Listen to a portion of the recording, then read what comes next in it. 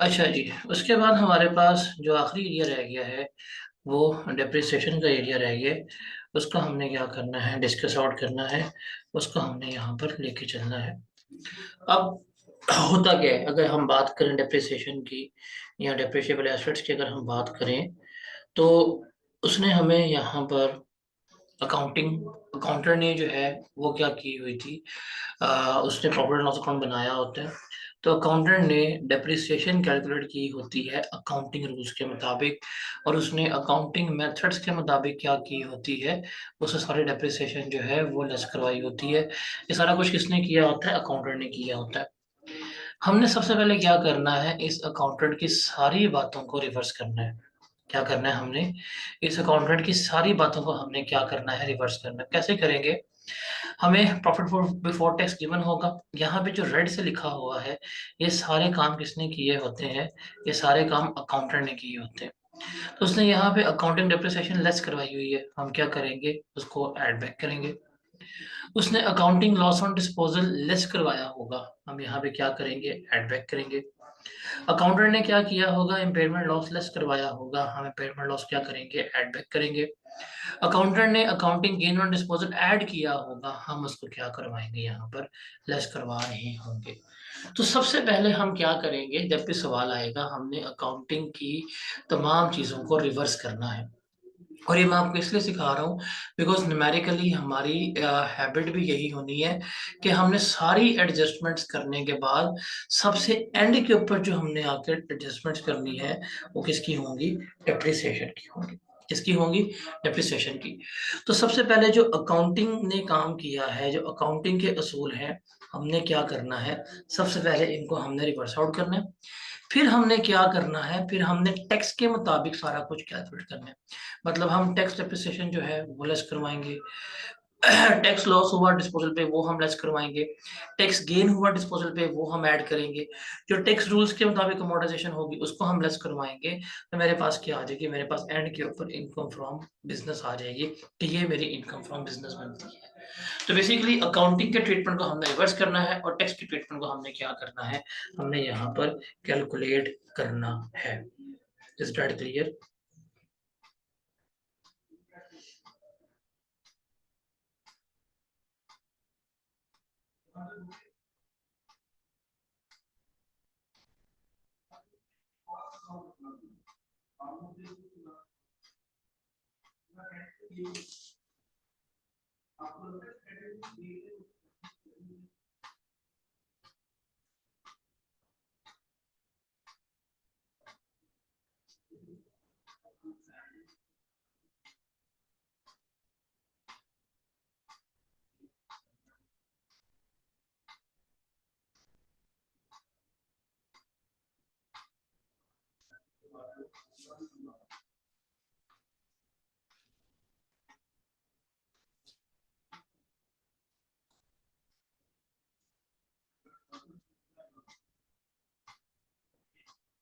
इसको note down कर लो जरा आप लोग।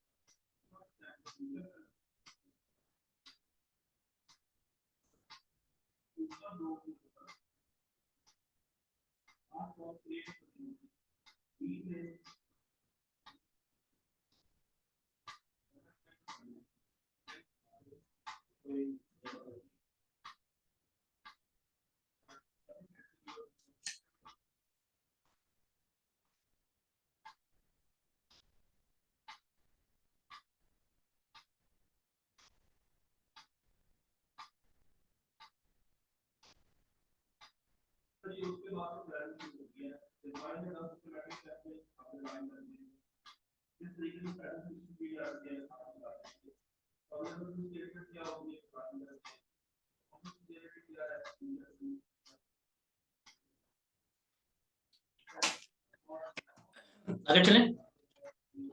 अब इसमें हमने देखना है कि डेप्रिसिएशन में हमारा क्या है, मेथड ऑफ डेप्रिसिएशन क्या है, रेट ऑफ डेप्रिसिएशन क्या है, इनिशियल लॉस कैसे कैलकुलेट होगा, हमने कैलकुलेशन कैसे करनी है, डब्ल्यूडीवी कैसे कैलकुलेट कराएंगे, गेन लॉस हमने किस तरह से कैलकुलेट करना है, वो सारा कुछ हमने यहाँ पे डिस्कस आउट करने हैं। ये सारी बातें जो है स्पेशल केसेस की, ये सारा कुछ हम यहाँ पे लेकर चल रहे होंगे। अब सबसे पहले हम बात करते हैं डेप्रिसिएबल एसेट्स की। आप सबके पास बुक्स हैं? आप सबके पास बुक्स हैं?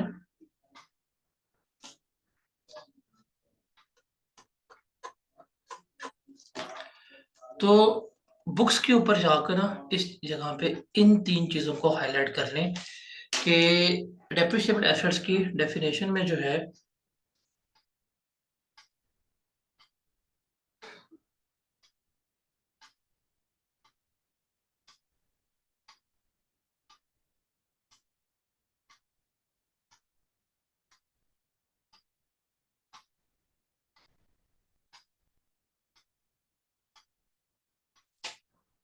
तो पेपर में, ये पास्ट पेपर में सवाल आया भी हुआ है कि बताएं कि भाई साहब डेप्रिसिएबल एसेट्स क्या होते हैं। अब डेप्रिसिएबल एसेट्स की डेफिनेशन जो है वो आपने क्या रखनी है, वो आपने यहाँ पर याद रखनी है।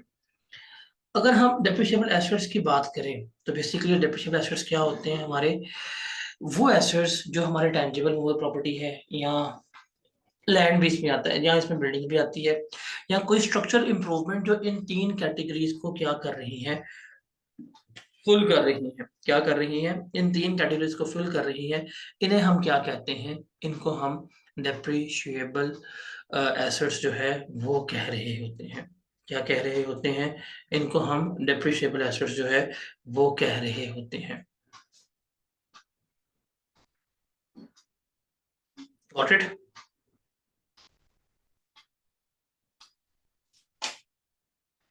अब ये तीन क्राइटेरिया क्या है? नंबर वन, कि उनकी नॉर्मल लाइफ जो है वो 1 ईयर से ज़्यादा होनी चाहिए, उनकी value normal wear and tear से कम हो रही है, और हम उसको बिजनेस में इस्तेमाल कर रहे हैं, तो ये हमारी क्या होगी? ये हमारे डेप्रिशिएबल एसेट्स कहला रही होंगे। हाँ, इसमें वो एसेट्स नहीं आएंगे जो किसी और हेड ऑफ इनकम में इनको हमने रिकॉर्ड किया हुआ है। आप लोगों को याद होगा, हम इनकम फ्रॉम अदर सोर्स पढ़ के आए थे, याद है आप लोगों को? और उस इनकम फ्रॉम अदर सोर्स में हमने एक बात की थी कि अगर हम बिल्डिंग को लेट आउट करते हैं विद प्लांट एंड मशीनरी, तो हम उस बिल्डिंग की डेप्रिसिएशन जो है वो क्या करवा सकते हैं? लेस करवा सकते हैं। उस प्लांट की, उस मशीनरी की डेप्रिसिएशन जो है वो हम क्या करवा सकते हैं? लेस करवा सकते हैं। याद है कि भूल गए हो?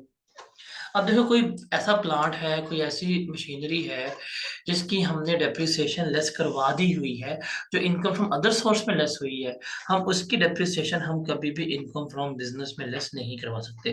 तो इट मींस अगर कोई भी एसेट किसी दूसरी हेड ऑफ इनकम में ट्रीट हो चुका हुआ है, तो वो इनकम फ्रॉम बिजनेस में ट्रीट नहीं होगा।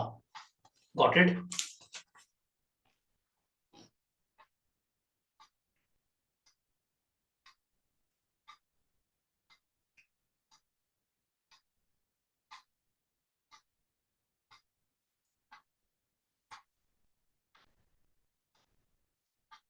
क्लियर है?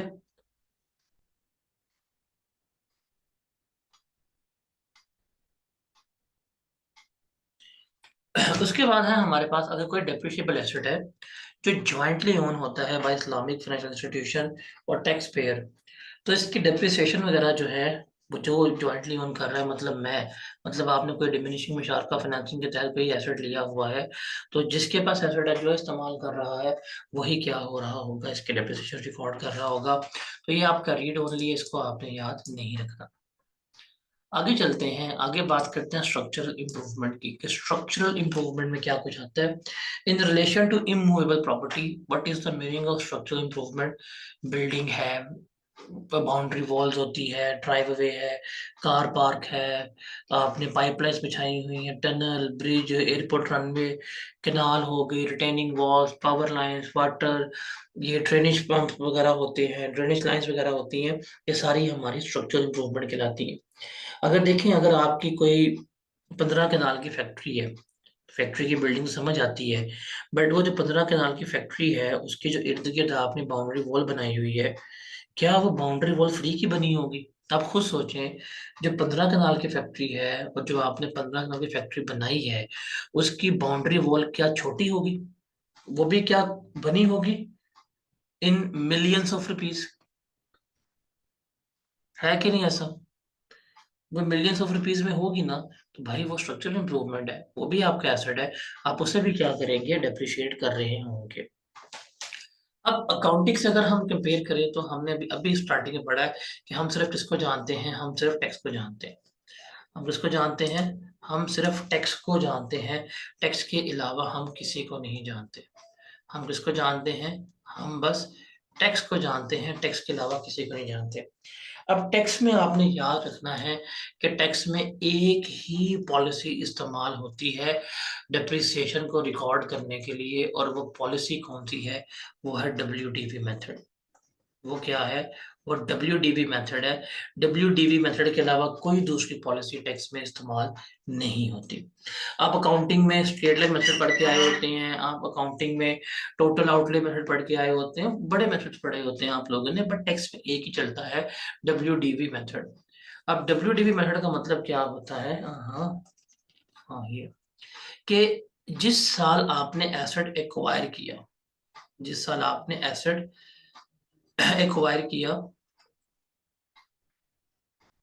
उस साल जो भी एसेट की कॉस्ट होगी, आप कॉस्ट पकड़ेंगे, उसको मल्टीप्लाई करेंगे डेप्रिसिएशन रेट से, आपके पास क्या आ जाएगी? डेप्रिसिएशन आ जाएगी। लेकिन अगर हम बात करें सब्सीक्वेंटली, अगर हम बात करें सब्सीक्वेंटली बाद में, ईयर 1, ईयर 2, ईयर 3 में क्या होगा? हमारे पास कॉस्ट होगी, हम कॉस्ट में से डेप्रिसिएशन लेस करवाएंगे, तो मेरे पास क्या आएगी? मेरे पास WDV आएगी। मैं इस WDV के ऊपर रेट मल्टीप्लाई करूंगा, मेरे पास क्या आ रही होगी? डेप्रिसिएशन आ रही होगी। तो टैक्स में सिर्फ ये एक ही मेथड जो है वो इस्तेमाल होता है। इसका मतलब कोई straight line method, total outlay method नहीं है। कोई रीवैल्यूएशन मॉडल, इस तरह कोई सीन हमारा नहीं है। Is that clear?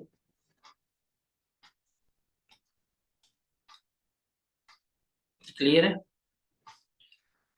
उसके बाद remember, in year of acquisition, जिस साल आप एसेट को खरीदेंगे, आपने फुल ईयर डेप्रिसिएशन जो है वो चार्ज करनी है। क्या करनी है आपने? फुल ईयर डेप्रिसिएशन जो है वो चार्ज करनी है, जिस साल आप एसेट को खरीदेंगे, जिस साल आप एसेट को बाय करेंगे। डन। फॉर एग्जाम्पल, आपने, आपका ईयर एंड है 30 जून 2025, आपने एसेट खरीदा है 1 जून 2025 को, फिर भी आपने क्या करनी है? फुल ईयर डेप्रिसिएशन चार्ज करनी है। उसके अलावा जिस साल आप उसको डिस्पोज ऑफ करेंगे, जिस साल आप एसेट को डिस्पोज ऑफ करेंगे, उस साल कोई डेप्रिसिएशन जो है वो चार्ज नहीं होगी। आपने एसेट बेशक पूरा साल चलाया, 363 दिन चला के आपने 28 जून 2025 को डिस्पोज ऑफ कर दिया, आप कोई डेप्रिसिएशन रिकॉर्ड नहीं करेंगे। तो पॉलिसी मेथड हमारा WDV है। पॉलिसी ये है, खरीदोगे फुल ईयर, बेचोगे कोई डेप्रिसिएशन चार्ज नहीं होगी। इस क्लियर?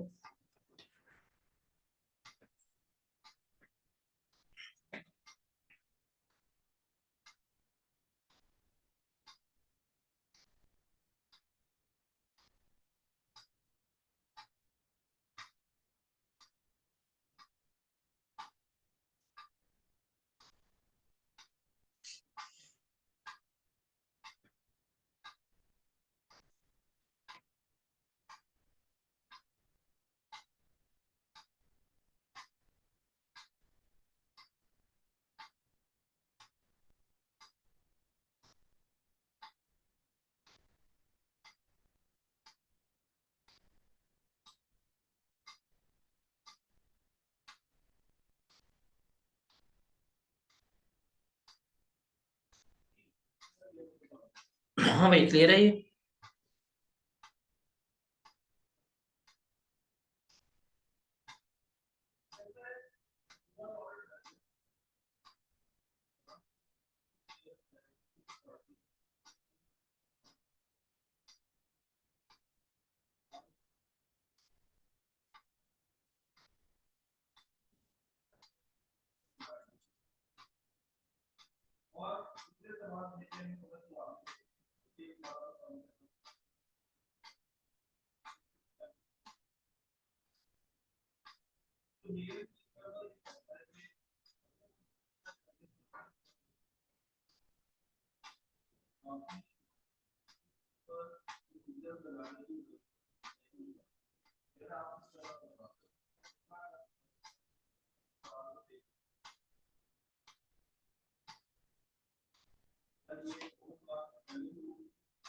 अगर जिस साल आपने एसेट खरीदा है उसी साल बेच दिया है, no depreciation will be charge.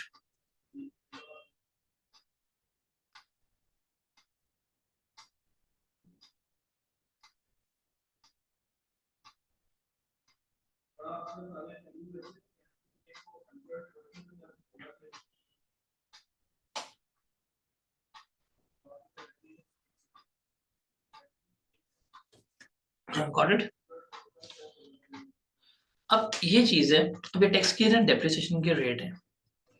Depreciation के रेट्स ना आपने याद नहीं करने। आप पेपर में जाएंगे, आपने पेपर को पकड़ना है, आपने पेपर पकड़ के बिल्कुल आखिरी पेज के ऊपर आ जाना है। आप क्या करना है, पेपर पकड़ के बिल्कुल लास्ट पेज अपना ओपन कर लेना है। आपको लास्ट पेज के ऊपर ना रेट्स गिवन होंगे आपके फॉर द ईयर। जो भी रेट्स हैं वो क्या होंगे, गिवन होंगे, जो उस पेपर में इस्तेमाल हो रहे हैं। तो ये रेट्स आपको कभी भी याद करने की जरूरत नहीं है। ओके। जैसे बिल्डिंग का रेट 10% है, फर्नीचर का 15% है, रैम कंप्यूटर हार्डवेयर का 30% है और सॉफ्टवेयर का 20% है। अगर पेपर में बिल्डिंग है तो आपको 10% रेट गिवन होगा। अगर मशीनरी है आपको 15% रेट गिवन होगा। अगर पेपर में कंप्यूटर हार्डवेयर आइटम्स वगैरह है, आपको उसका रेट जो है पेपर के ऊपर गिवन होगा। तो ये रेट आपको याद करने की जरूरत नहीं है। क्लियर।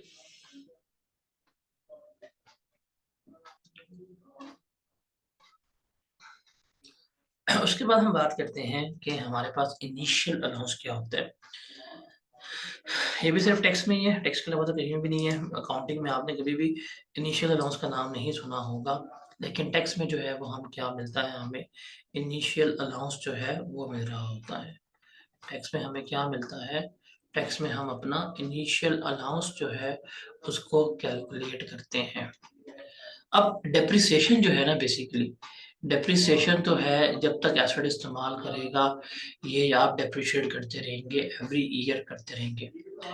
इनिशियल अलाउंस ना सिर्फ आपको मिलता है वन टाइम, और ये किताब के ऊपर ना वन टाइम लिख लीजिएगा, ये सिर्फ एक ही बार मिलेगा। और ये एक बार इनिशियल अलाउंस कब मिलेगा, वो कहता है जब आप एलिजिबल डेप्रिशिएबल एसेट को पाकिस्तान में पहली दफा इस्तेमाल करेंगे अपने बिजनेस में, तब आपको क्या मिलेगा, इनिशियल अलाउंस मिलेगा। मतलब कोई भी एसेट जो eligible depreciable asset, eligible assets क्या होते हैं उसको हम यहाँ पे डिस्कस करते हैं।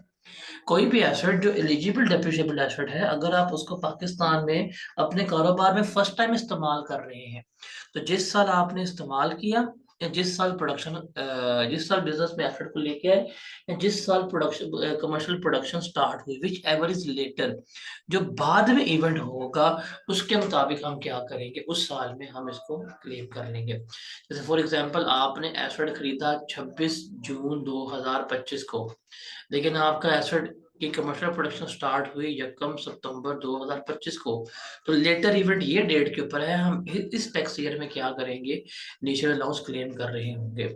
अब इसका मतलब ये सारी कहानी कब की है, ये कहानी है सिर्फ और सिर्फ फर्स्ट ईयर की, जब हम एसेट को क्या करते हैं, जब हम एसेट को खरीदते हैं।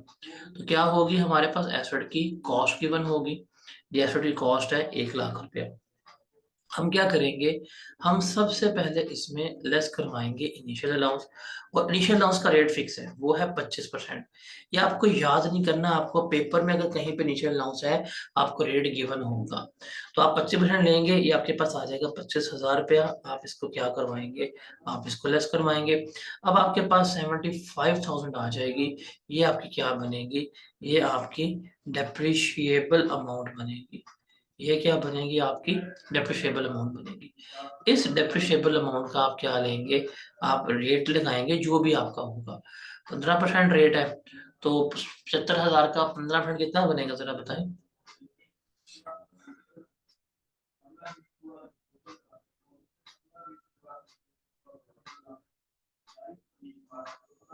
डबल 1250। आप इसको यहाँ पर लेस करवाएंगे, तो बताएं क्या आती है WDV।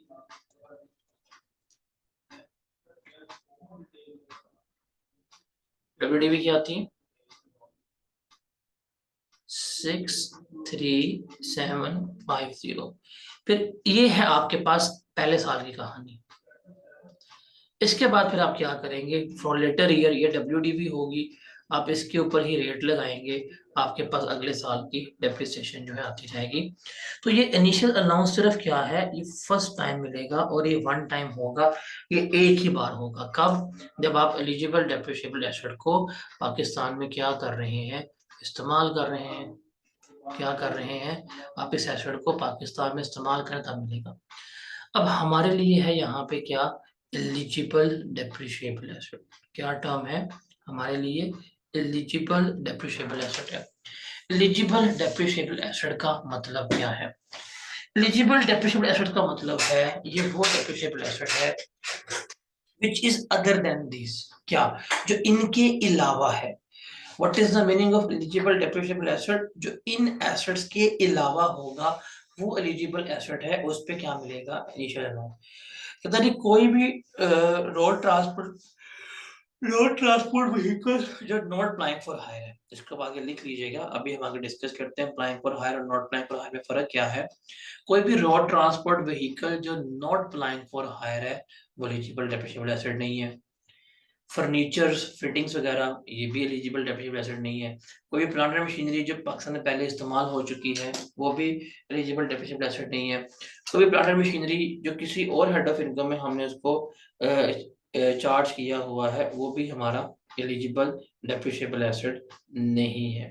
तो रिमेंबर, ये जो है हमारे ये एलिजिबल डेप्रिशिएबल एसेट नहीं है। जो इनके अलावा होंगे वो मेरे क्या है, एलिजिबल डेप्रिशिएबल एसेट्स जो हैं वो कहला रहे होंगे।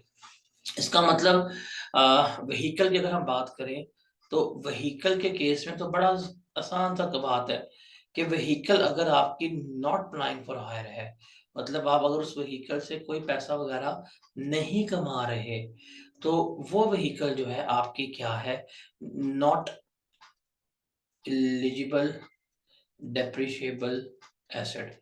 और अगर आपकी व्हीकल अप्लाइंग फॉर हायर है तो फिर वो आपके लिए क्या होगी, एलिजिबल डेप्रिशिएबल एसेट होगी। यूज्ड एसेट्स आपके एलिजिबल एसेट्स नहीं होते। हाँ, एक मशीन है, वो मशीन आपने इंपोर्ट की है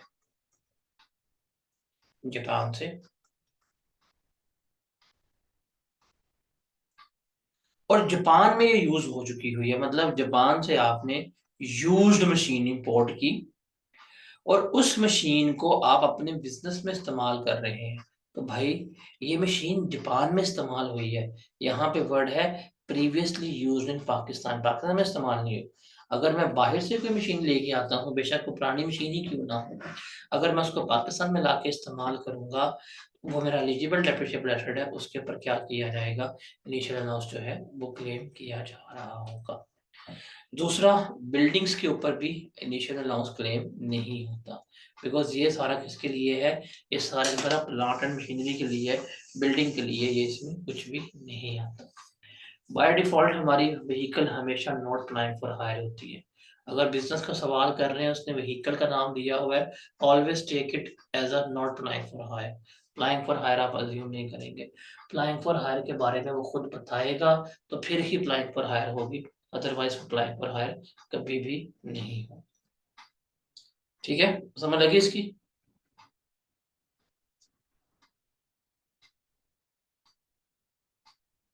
भाई ये आपने खुद पढ़ना है, ये आपको पता होना चाहिए कि जो इनके अलावा है वो नहीं है।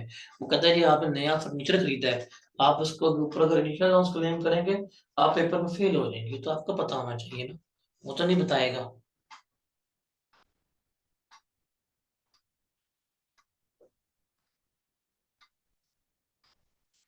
अब हम जरा वापस आते हैं यहाँ पे। रिमेम्बर, अगर आपका बिजनेस शुरू हुआ है और आपके बिजनेस की इनकम अगर एग्जेम्प्ट है, आपका बिजनेस शुरू हुआ है और आपके बिजनेस की इनकम अगर एग्जेम्प्ट है, तो रिमेंबर हम उसको स्टिल डेप्रिशिएट करते रहेंगे। हाँ, जब बिजनेस की इनकम टैक्सेबल हो जाएगी, तो उस वक्त की जो कैरिंग वैल्यू होगी, हम उसकी बेसिस पे क्या करेंगे, हम उसकी बेसिस के ऊपर डेप्रिसिएशन जो है कैलकुलेट करेंगे। जैसे एग्जांपल समझते हैं, कहता है G exempt limited was incorporated in 2021। Exempt limited है, ये कब इनकॉर्पोरेट हुई है? 2021 में। Its business income is exempt for 2 years। इसकी बिजनेस इनकम जो है 2 साल तक एग्जाम्प्ट है। It purchase plant and a car in 2021, उसने प्लांट और कार लिया। अब उसकी 2023 में इनकम टैक्सेबल हो जाएगी, हम उसकी डेप्रिसिएशन हिस्सा निकालते हैं। जब प्लांट ए भी देखें तो कॉस्ट क्या थी, 5 मिलियन। अब नया प्लांट है तो हमने इनिशियल लॉस किया, फिर हमारे पास डेप्रिसिएबल वैल्यू आ गई, फिर हमने डेप्रिसिएशन निकाली, WDV 21 के एंड के ऊपर आ गई। फिर हमने 22 की डेप्रिसिएशन निकाली, हमारे पर 22 के एंड के ऊपर WDV आ गई। अब ये दो 21 और 22 में वो टैक्सेबल नहीं था, वो एग्जेम्प्ट था। अब क्या हो गया है, अब उसकी इनकम जो है वो टैक्सेबल हो गई है। तो जो 2022 की ओपनिंग WDV थी, उसके ऊपर हमने रेट लगाया, और हमने उसके ऊपर रेट लगाने के बाद क्या कर लिया, अपने डेप्रिसिएशन जो है वो कैलकुलेट कर ली है। तो अगर आपकी इनकम एग्जाम है, आप स्टिल क्या करेंगे, डेप्रिसिएशन जो है वो रिकॉर्ड करेंगे। जब इनकम टैक्सेबल हो जाएगी, उस साल की जो ओपनिंग WDV होगी, उसकी बेस पर डेप्रिसिएशन आएगी, उसे आप क्या करेंगे, एक्सपेंस आउट कर रहे होंगे। डन।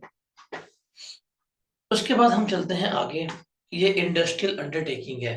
मेरे ख्याल से मैंने आपको इंडस्ट्रियल अंडरटेकिंग की डेफिनेशन FTR में पढ़ाई थी, और हमने FTR में बड़ी इसके ऊपर तफसील डिस्कस भी की थी। जरा इसको जरा पढ़ें। हाँ, इंडस्ट्रियल अंडरटेकिंग की डेफिनेशन, इसको डेफिनेशन को बताएं, समझ आती है? मैं आपको ये FTR में पढ़ा के आ चुका हूँ। इसके हमने सिनेरियोज भी बुक में लिखे हुए हैं, FTR वाले चैप्टर में ही, इंडस्ट्रियल अंडरटेकिंग की डेफिनेशन में। इसको याद करने का एक्रोनिम भी लिखा हुआ है। तो काइंडली से इसको देखें, फिर हम आगे चलते हैं। शाबाश।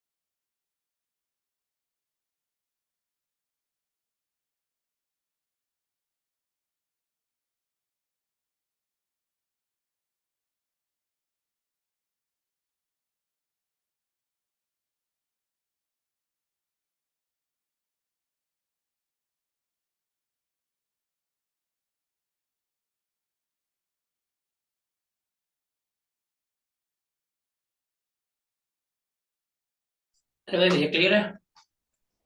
उसके बाद चलते हैं आगे। उसके बाद जो सबसे इम्पोर्टेंट सिनेरियो आता है हमारा, वो बेसिकली आता है हमारा पार्टली यूज एसेट्स का। किसका आता है? पार्टली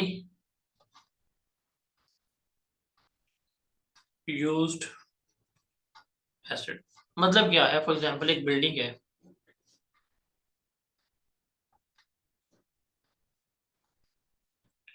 इसके 2 फ्लोर्स हैं।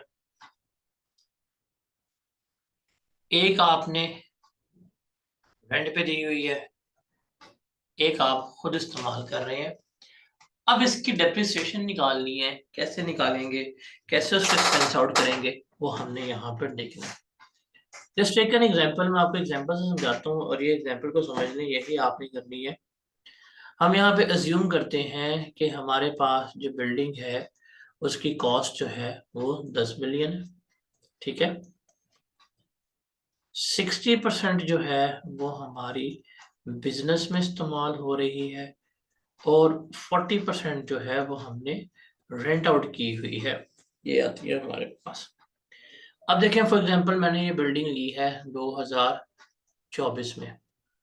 अगर इस तरह का सिनेरियो होगा ना, आपने हमेशा 3 कॉलम बनाने हैं। एक कॉलम बनाएंगे आप 100% का, एक कॉलम बनाएंगे आप 60% का, एक कॉलम बनाएंगे आप 40% का। ये 3 कॉलम बनाने हैं और सबसे पहले आप 100% वाले कॉलम पे काम करेंगे। आपके पास कॉस्ट कितनी है? आपके पास जी कॉस्ट जो है वो 10 मिलियन है। आपने यहाँ पे लिख ली। आपको पता है डेप्रिसिएशन रेट जो है वो आपका 10% है। आप इसको करें, आपके पास आ जाएगी डेप्रिसिएशन कितनी? 1 मिलियन। इतना बचा यहाँ पर 9 मिलियन। अगला सवाल आ गया, हम इसको फिर क्या करेंगे? डेप्रिशिएट करेंगे 10% के ऊपर। तो ये कितना आ जाएगा हमारे पास? 9 लाख आ जाएगा। 2 साल के बाद इसकी WDV बनती है हमारे पास 8.1 मिलियन। हम 1 साल और इसको मजीद डेप्रिशिएट करेंगे 10% के साथ। मेरी इसकी डेप्रिसिएशन आ जाएगी 8,10,000। मुझे बताएं 3 सालों के बाद WDV कितनी आती है इसकी? 81 लाख माइनस 8,10,000। क्या आता है आंसर?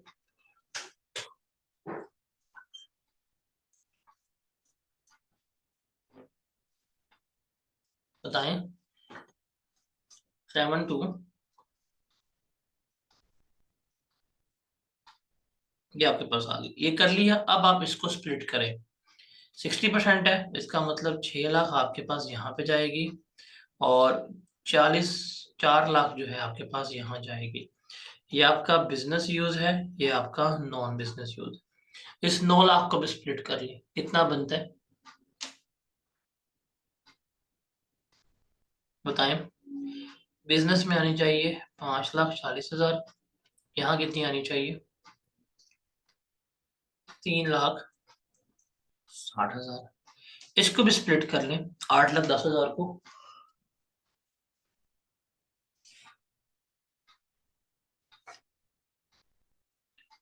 4,86,000। ये कितने बनेगी?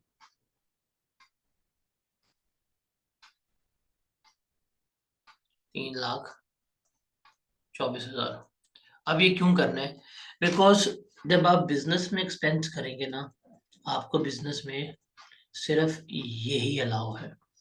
आप सिर्फ ये जो 60% बिजनेस में इस्तेमाल कर रहे हैं, आप इसी डेप्रिसिएशन को क्या कर सकते हैं? लेस करवा सकते हैं। अब होता क्या है इस तरह के सिनेरियो में? तो कहते हैं कि पार्टली यूज बिल्डिंग थी, हम इसको टैक्स डेप्रिसिएशन के मुताबिक ही कैलकुलेट कर रहे थे, लेकिन अकाउंटेंट ने सारे के सारे डेप्रिसिएशन लेस करवा दी। अब हमें पता है कि भाई 60% डेप्रिसिएशन लेस होनी है, 40% नहीं होनी। तो अगर उसने सारे डेप्रिसिएशन लेस करवा दी है तो 40% हमारी क्या हो जाएगी? डिसअलाउ हो जाएगी। तो आपने बस ये बनाना है, ये 3 कॉलम्स 100, 60 और 40 का। जो 60 वाला जो आपके बिजनेस यूज में है, आपने हमेशा क्या करवानी है?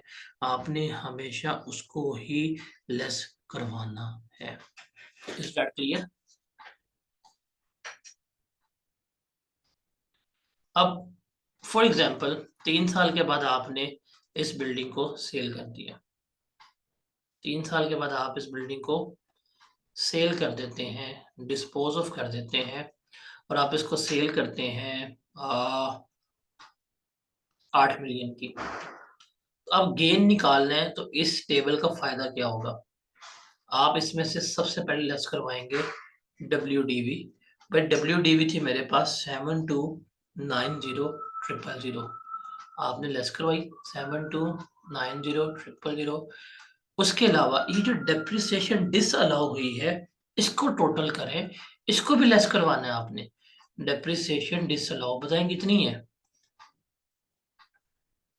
4 लाख जमा 360 जमा 324, ये बनेगी 10,84,000।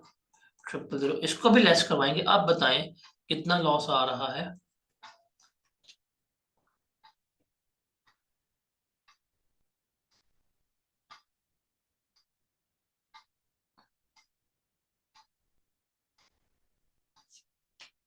$374,000 का लॉस आ जाएगा।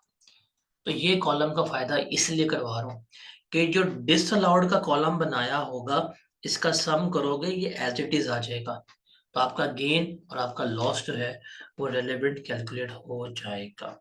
जैसे ये सवाल है, we purchase a building for ₹15 million, और 13 में बिल्डिंग की 70% बिजनेस यूज में है और 30% पर्सनल यूज में, और हमने बिल्डिंग बेची है 12 मिलियन की। हमने 19, 20, 21 की डेप्रिसिएशन जो है वो कैलकुलेट करनी है। तो भाई कोई मसला नहीं है, आपने वही करना है। एक कॉलम आ जाएगा 100% का, एक कॉलम आ जाएगा 70% का, एक कॉलम आपका आ जाएगा 30% का। आप पहले फिल करेंगे 100% वाला कॉलम। तो ये आगे कॉस्ट आपके पास कितनी है? 15 लाख है। आप इसकी यहाँ पे डेप्रिसिएशन जो है वो रिकॉर्ड करेंगे 10% के हिसाब से।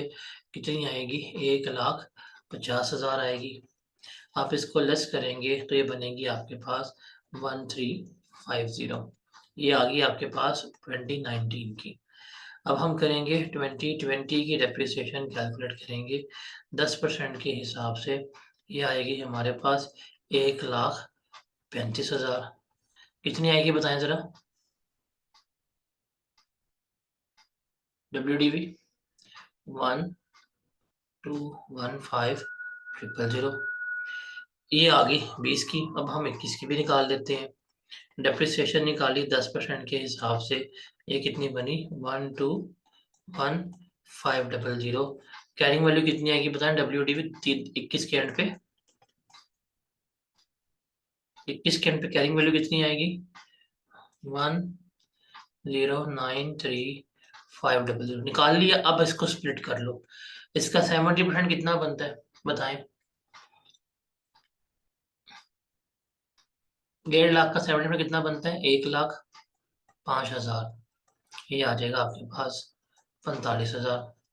एक पैंतीस से कितना बनता है?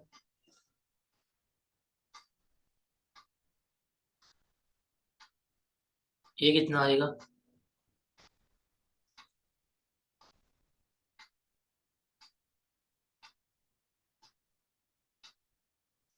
ये कितना का? 40,500। इसका बताएं कितना बनता है? 70%, 85,050। इसका कितना आएगा?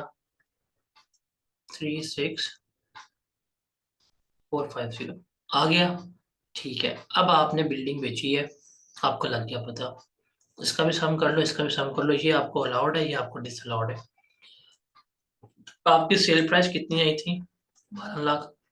इसमें से ये WDV निकाली है आपने। ये WDV अपनी लेस करवाएं। ये है 1,09,3,500। और डिसअलाउड टोटल कितनी है डेप्रिसिएशन? इसका सम करें कितना बनता है? डिसअलाउड डेप्रिसिएशन आपकी है 1,21,950। बताएं कितना लॉस आएगा?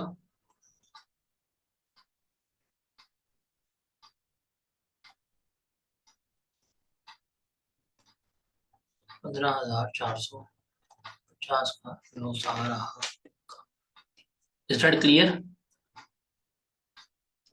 उसके बाद ना हम बात करते हैं व्हीकल की। उसके बाद हम बात करते हैं किसकी? व्हीकल की। जरा यहाँ पे समझिएगा, और मैं एक ही दफा समझाऊंगा, I am not going to repeat it. हमारे पास व्हीकल जो है ना, जो बिजनेस में इस्तेमाल हो रही है वो दो तरह की है। एक है applying for hire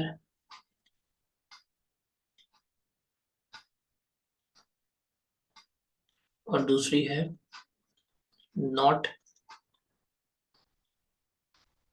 applying for hire. Applying for hire का मतलब है कि आप उस व्हीकल को इस्तेमाल कर रहे हैं जो आपके लिए कैश जनरेटिंग यूनिट है। क्या है आपके लिए? जो आपके लिए रेवेन्यू जनरेट करती है, जो आपको पैसा कमा के देती है, वो अप्लाइंग फॉर हायर है। जैसे जो फैसल मूवर्स हैं उनकी जो बसें हैं वो उनके लिए अप्लाइंग फॉर हायर है। जो टीसीएस हैं इनकी जो ट्रांसपोर्ट व्हीकल्स हैं वो उनके लिए अप्लाइंग फॉर हायर है। जो डेवू है उनकी जो बसें हैं वो उनके लिए अप्लाइंग फॉर हायर, कि इनसे पैसे कमा रहे हैं, ये अप्लाइंग फॉर हायर व्हीकल होती है। अगर आपकी व्हीकल अप्लाइंग फॉर हायर है, देखिए अगर उसने खाली व्हीकल लिखा हुआ है पेपर में तो always assume not applying for hire. Applying for hire के बारे में वो हमें बताएगा। अप्लाइंग फॉर हायर व्हीकल के बारे में भाईजान नो रूल। इसको बस सिंपल जिस तरह हम मशीनरी को ट्रीट करते हैं हम उस तरह ट्रीट करेंगे। मतलब क्या हुआ कि जो भी कॉस्ट होगी, अगर ये एलिजिबल डेप्रिसिएबल एसेट्स में आते हैं, हम इनकी कॉस्ट पकड़ेंगे। इसमें से जो भी इनिशियल अलाउंस है वो हम क्या करेंगे, वो हम यहाँ पर लेस करवाएंगे और मेरे पास यहाँ पर इसकी डेप्रिशिएबल अमाउंट आ जाएगी। इस डेप्रिशिएबल अमाउंट के ऊपर मैं रेट लगाऊंगा, मेरे पास जो है वो इसकी डेप्रिसिएशन आ जाएगी। लेस करूंगा तो मेरे पास क्या आएगी, WDV आएगी। तो अप्लाइंग फॉर हायर के लिए तो ये कहानी है। और अगर applying for hire vehicle used है, पुरानी व्हीकल ली थी, तो वो इनिशियल अलाउंस के लिए एलिजिबल नहीं होगी। ये क्लियर है आप लोगों को?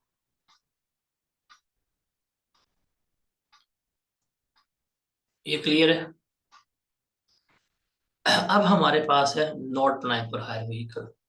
Not applying for hire vehicle की ना हमने दो कैटेगरीज बना दी है। पहली बात है, not applying for hire vehicle को इनिशियल अलाउंस कभी भी नहीं मिल सकता। Not applying for hire vehicle वो है जिनसे हम पैसा नहीं कमा रहे, जो हमारे पास नॉन कैश जनरेटिंग है, जिनसे हमें कोई किसी किस्म का पैसा, कोई किसी किस्म की अमाउंट नहीं मिलती।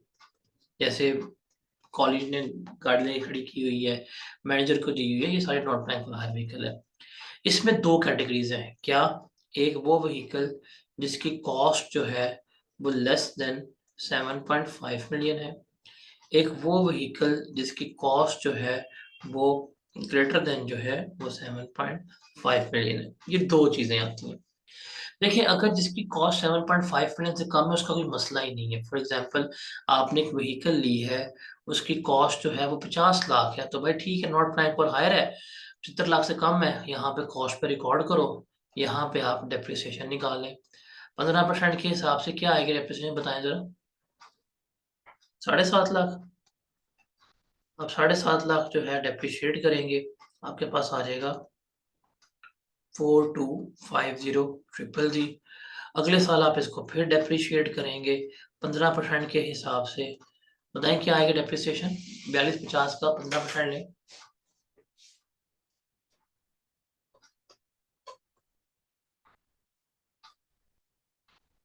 4250 का कितना आएगा? 637,500। WDV कितनी आएगी?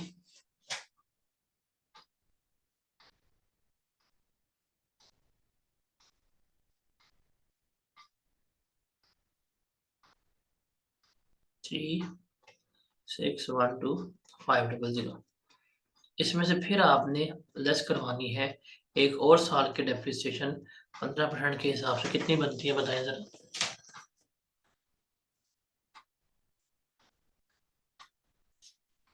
541875।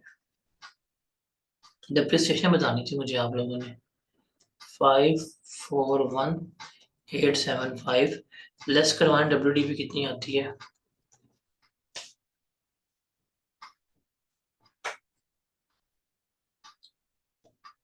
That is 3070,625। डन। 3 साल के बाद क्या करते हैं, आप इनको सेल कर देते हैं। तो आपके पास आती है सेलिंग प्राइस। फॉर एग्जांपल आपने गाड़ी बेची 35 लाख की, ये आपकी सेल प्राइस है। WDV कितनी थी? 307060 थी, 625 थी। आपने लेस करवाई, कितना गेन आएगा?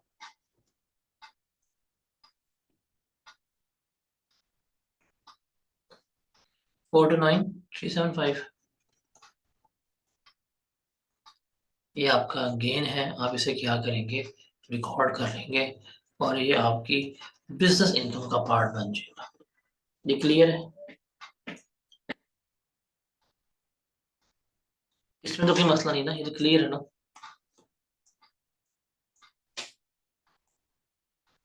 अब देखें, अगर कोई ऐसी व्हीकल है जिसकी कॉस्ट 7.5 मिलियन से ज़्यादा है, मतलब आपने एक व्हीकल जो है परचेज की और ये व्हीकल जो है वो नॉट अप्लाइंग फॉर हायर है और ये व्हीकल की वैल्यू जो है वो है 9 मिलियन। कितने की? 9 मिलियन की परचेज की। आप कभी भी इसको 9 मिलियन की अपनी बुक्स में रिकॉर्ड नहीं कर सकते। टैक्स वाले कहते हैं अगर कोई व्हीकल 7.5 मिलियन से ज़्यादा है तो हम उसको रिस्ट्रिक्टेड कॉस्ट के ऊपर ही क्या करेंगे? रिकॉर्ड करेंगे और टैक्स के मुताबिक 7.5 मिलियन का ही आप इसको रिकॉर्ड करेंगे। खरीदी इतने की है, लेकिन टैक्स वाले कहेंगे नहीं भाई साहब, आप इसको 75 लाख का रिकॉर्ड करेंगे। अगर 75 लाख से कम भी है तो एक्चुअल कॉस्ट पे रिकॉर्ड कर लो। अगर 75 लाख से महंगी है तो आपने क्या करनी है? 75 लाख की ही रिकॉर्ड करनी है। अब आप इसके ऊपर करेंगे डेप्रिसिएशन रिकॉर्ड, तो जरा आप करें। 15% कितना आता है इसका 75 लाख का?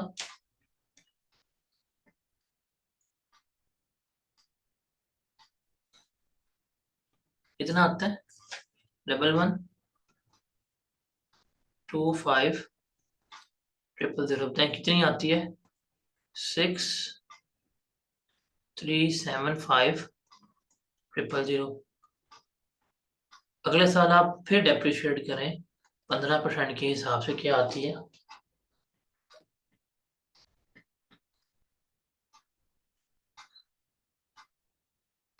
956250।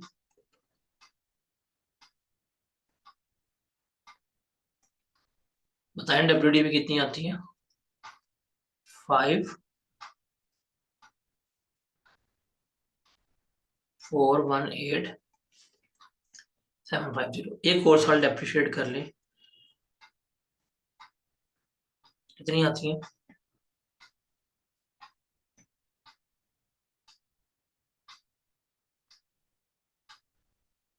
812812।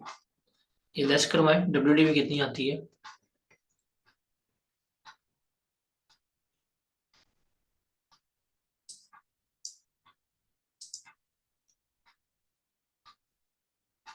WDV कितनी आएगी? और 605938। ठीक है। फॉर एग्जाम्पल 3 साल चलाने के बाद आप इसको सेल कर देते हैं और एक गाड़ी बिकती है आपकी 8 मिलियन की। कितने की बिकती है? 8 मिलियन की। 8 मिलियन की गाड़ी है। WDV कितनी थी हमारे पास? WDV थी हमारी 4605,930। बताएं कितना गेन आएगा?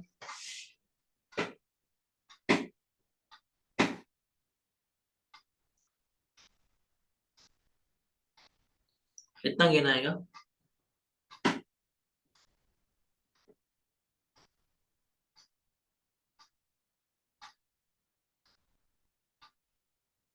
33940 62। अगर आप ये करेंगे तो ये गलत है, इस तरह गेन नहीं आएगा। क्यों? भाईजान इसने कितने की बेची है? इसने बेची है 8 मिलियन की।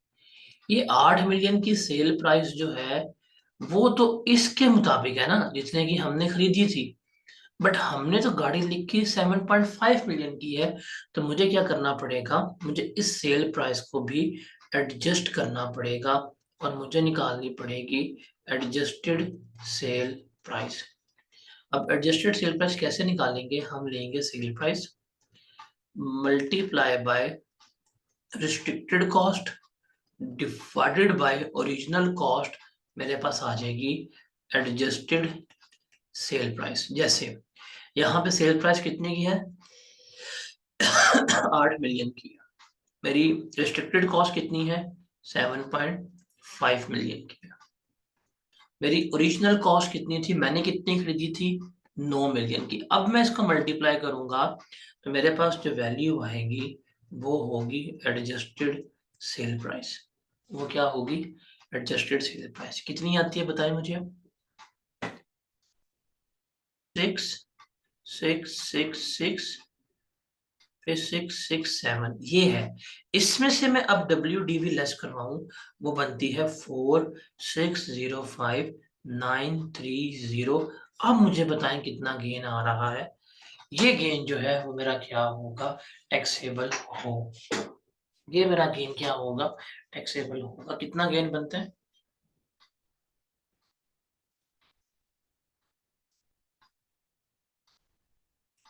20,607,3,7। तो अब देखिए हमने पहले कितना निकाला था? 3। अब कितना है? 2। भाई फर्क आया है। तो ये है not make for hire vehicle. इस तरह से आपने इसका गेन या लॉस निकालना होता है। इसकी स्क्रीनशॉट लेके अपने अपने ग्रुप में शेयर कर दो, फिर मैं आगे मूव करता हूँ। ये है सबसे टेक्निकल एरिया बिजनेस का जो आपने यहाँ पे देखना होता है। Is that clear?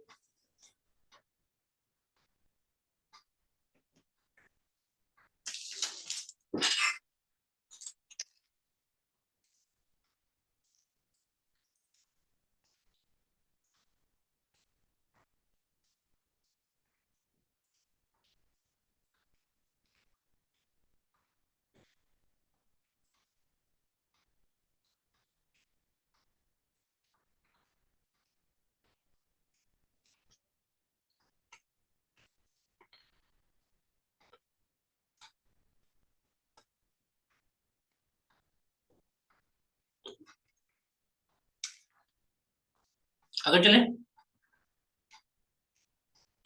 जो सारी मैंने कहानी आपको बता दी है, जैसे हम इसको अगर कैलकुलेट करना चाहें आप कर सकते हैं। हम ये वाली करते हैं। नहीं, हम ये वाली करते हैं। पहले लिमिटेड ने एक गाड़ी ली थी 8 मिलियन की, टैक्स ईयर 12 में, और उस 11 में ली थी, 12 में उसने बेच दी। कॉस्ट है 7.8 मिलियन की। ठीक है, हम क्या करेंगे, वो जो महंगी है ना, हम इसको रिकॉर्ड करेंगे रिस्ट्रिक्टेड कॉस्ट के ऊपर। वो कितनी है? हम यहाँ पे करेंगे डेप्रिसिएशन,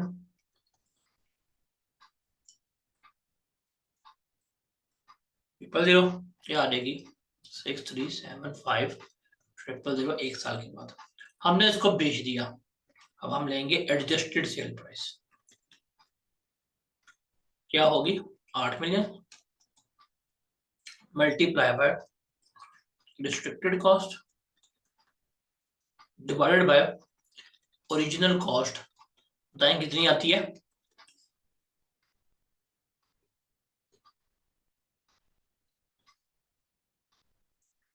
कितनी आएगी?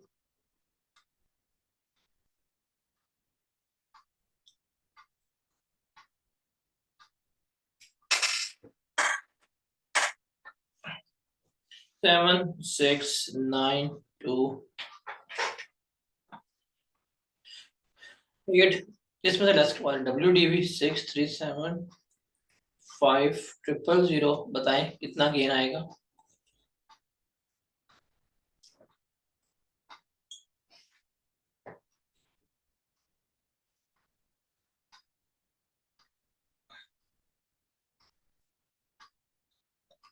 ये आपके पास गेन आ रहा का?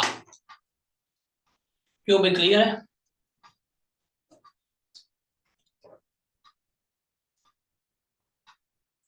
ये आप लोग खुद ही कीजिएगा।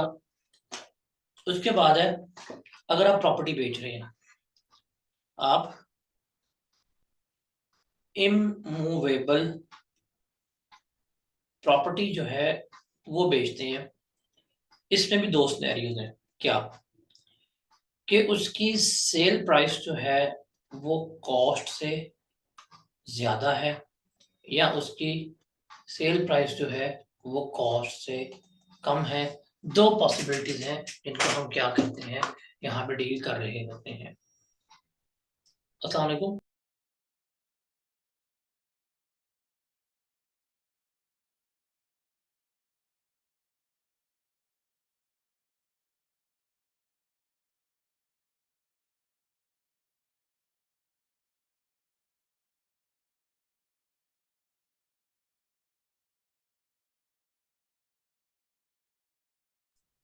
अब देखिए, अगर सेल प्राइस कॉस्ट से कम का मतलब क्या है। फॉर एग्जांपल, आपने एक बिल्डिंग खरीदी थी, उसकी कॉस्ट जो है वो थी 9 मिलियन। आपने इसको इस्तेमाल किया, पहले साल डेप्रिशिएट किया, आपके पास आ गई 9 लाख। आपके WDV बनी कितनी? 8.1 मिलियन। सेकेंड ईयर आपने फिर इसको इस्तेमाल किया, आपकी WDV डेप्रिसिएशन आई 8,10,000। WDV कितनी बनती है जरा बताइएगा।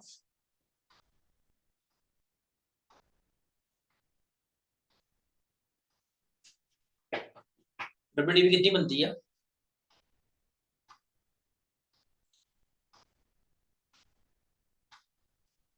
7290,000। क्या WDV है? 7290,000। अब देखें, ये बिल्डिंग है। हम यहाँ पे देखते हैं दो सिनेरियो। सिनेरियो नंबर 1, कि जो सेल प्राइस है that is less than cost. For example, इसके मुताबिक हम बिल्डिंग को बेच देते हैं 8 मिलियन का। हमने बिल्डिंग कितने की ली थी? 9 मिलियन की। हमने बिल्डिंग कितने की बेची? 8 मिलियन की। सेल प्राइस माइनस हम इसमें से लेस करवाएंगे WDV। मेरे पास क्या आंसर आएगा? 7290,000 लेस करवाओ। गेन आ रहा है? कितना गेन आया बताए? 7,10,000 का। ये क्लियर है?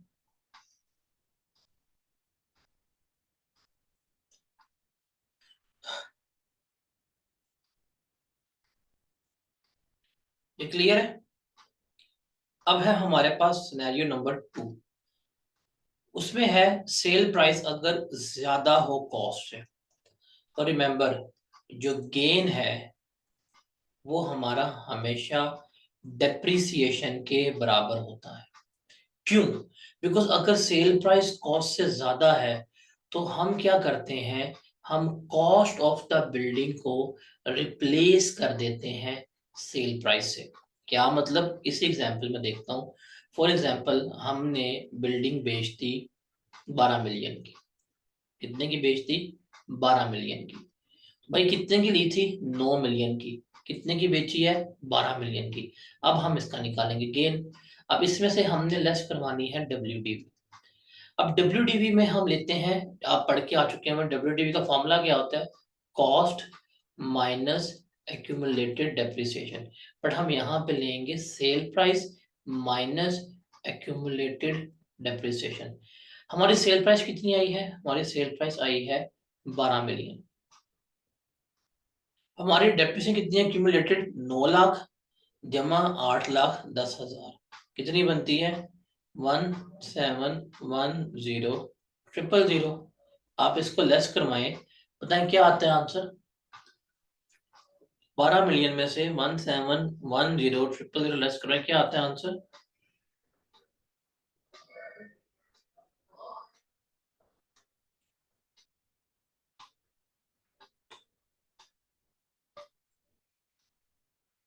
12 मिलियन में से 17,10,000 लेस करवाएं, क्या आता है आंसर?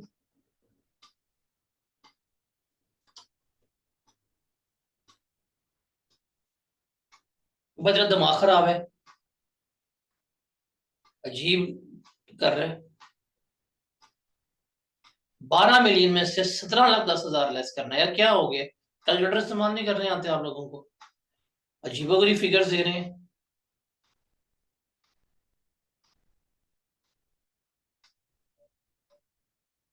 WDV कितनी आएगी? 10,29,000। इसको लेस करवाएंगे, आपका आंसर कितना आएगा? आपका आंसर 1710,000 000 ही आएगा, which is equal to depreciation. तो ये चीज बस आपने बस याद रखना है, पेपर में अगर वो बिल्डिंग डिस्पोज ऑफ करवा रहा है तो सेल प्राइस को देखना है क्या वो उससे ज्यादा है या वो उससे कम है। अगर वो उससे ज्यादा होगी, जो डेप्रिसिएशन होगी वो ही हम क्या करेंगे, लेकर चल रहे होंगे। Got it? ये मैंने आपको सारा बता दिया। उसके बाद है, अगर आप कोई भी एसेट पाकिस्तान से एक्सपोर्ट करते हैं तो एक्सपोर्ट के केस में जो ये फेयर मार्केट वगैरह होती है या सेल प्राइस होती है, ये रेलेवेंट नहीं होती। अगर आपने कोई अपना एसेट इस्तेमाल कर रहे थे, आपने उसको एक्सपोर्ट कर दिया है, तो उस केस में भी आपका डेप्रिसिएशन ही क्या होती है, आपकी गेन होती है। क्यों? इस केस में जो सेल प्राइस होती है उसको हम रिप्लेस कर देते हैं कॉस्ट के साथ। सिंपल इज दैट केस, ये हमारे पास आ जाता है। जैसे यहाँ पे एक सवाल लिखा हो, जैसे ये है, mister J exported a computer which was previously used as a fixed asset in his business to Bangladesh against a consideration of ₹3 lakh. Cost है 2 लाख की और WDV है कितनी, 20,000 की।